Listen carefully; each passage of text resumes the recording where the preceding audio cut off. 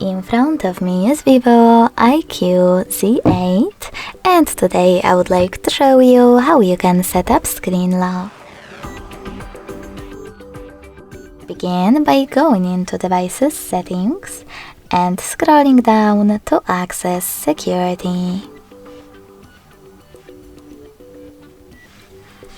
Then tap on Screen Lock and click on the best login method for you: pattern, PIN or complex password.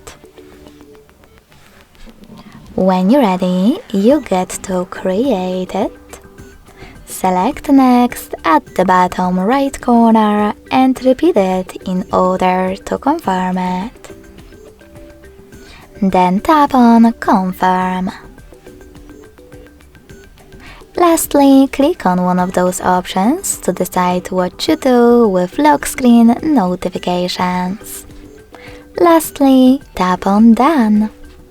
So finally, when I switch off my screen, then turn it back on, I can see that pattern is now required.